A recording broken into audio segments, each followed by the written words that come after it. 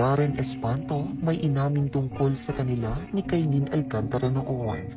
Humahakot ngayon ang atensyon mula sa publiko ang naging revelasyon ng kapamilya actor at singer na si Darren Espanto sa naging interview niya with Tito Boy Abunda sa programang Fast Talk with Boy Abunda.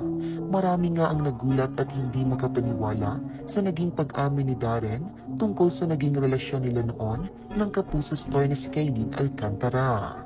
Matatandaan na nagkasama sina Darren at Kailin sa programang Eat Showtime noong April 10 at hindi nga napigilan ni Vice Ganda na biruin ang dalawa.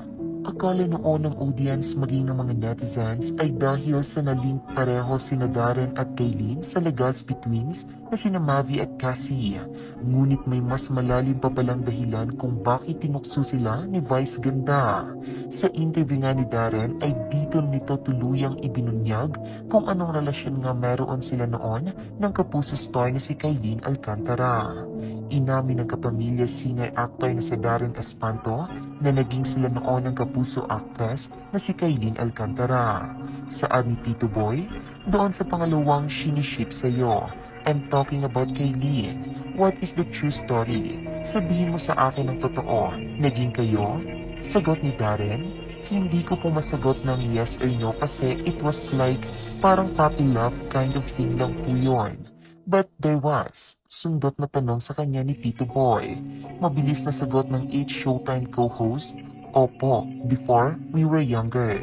Ito nga raw ang dahilan kung bakit sila tinukso noon ni Vice Ganda sa programa nang magkasama sila ni Kailin sa 8 Showtime. Halos nagtagal daw na 1 taon ang pagiging mag-on nilang dalawa, kaya naman mapahanggang sa ngayon ay very comfortable pa rin sila sa isa't isa. Hindi rin daw naging maganda ang breakup nilang dalawa ni Kailin at ito ay dahil sa hindi pagkakaunawaan. Talaga namang dumaan sa proseso bago sila magkapatawaran at piliing maging magkaibigang muli. Iginiit rin ito na walang involved na third party sa kanilang naging hiwalayan.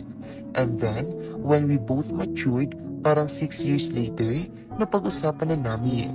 Eventually, we became okay with each other again at naging friends na ulit kami. More on misunderstandings talaga kasi syempre mga bata, parang konting petty na away.